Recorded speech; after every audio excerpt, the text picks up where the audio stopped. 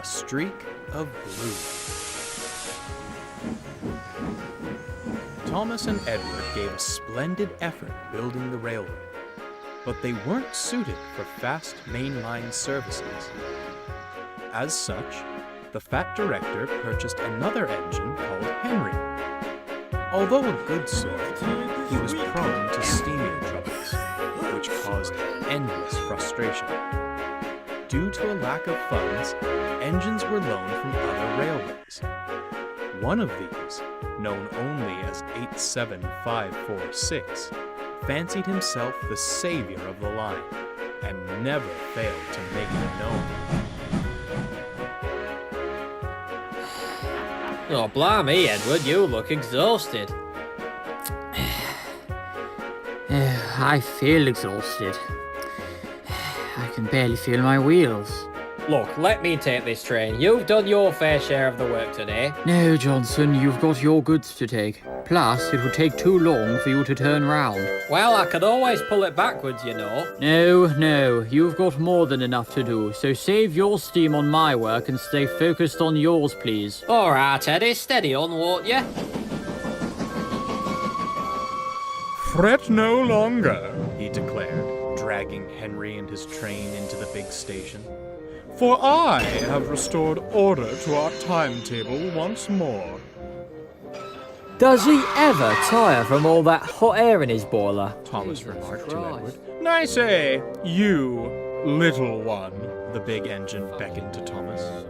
Be a good lackey, take my coaches and the indisposed away.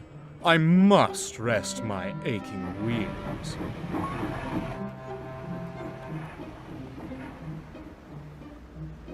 As Thomas buffered up, Henry couldn't even meet his gaze. I'm sorry, he sighed. He should be sorry. Fucking draftsman must have been zozzled when he drew his ugly smokebox, retorted Thomas. You know, 87546 said loudly to another loaned engine, I do sympathize with the fat director. Wasted what little hard-earned money he had on a mite, an antique, and an invalid. I'm the real bargain.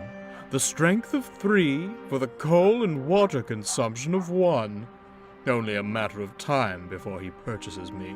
The fat director, Edward interjected, favours engines with good character.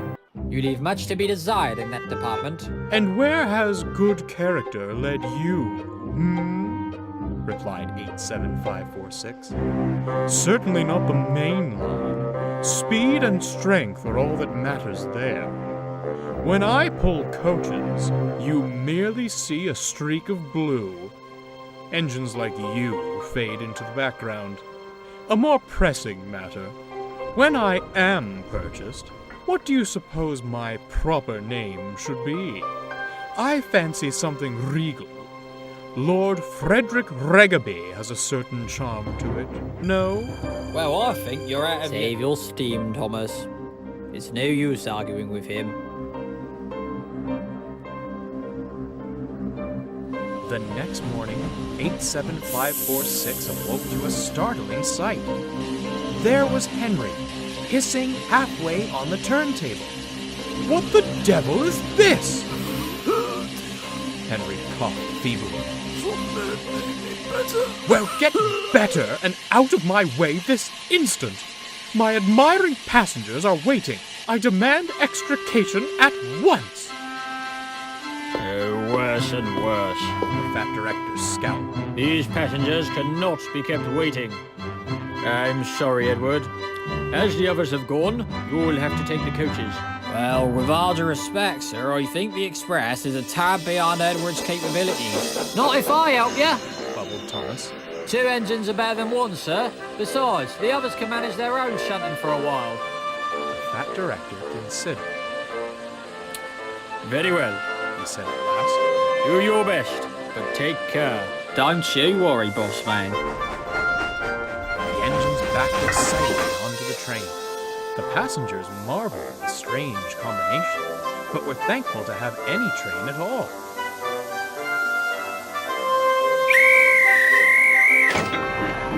Come on, come on! called Thomas, Steady now, advised Edward. Thomas was so excited to leave the yards, he nearly pulled Edward's coupling off. Soon they were on the main line and having a wonderful time. Edward chuckled. He was glad to stretch his wheels again. The coaches felt light as air. Other engines were shocked as they raced past. Well, by Jove.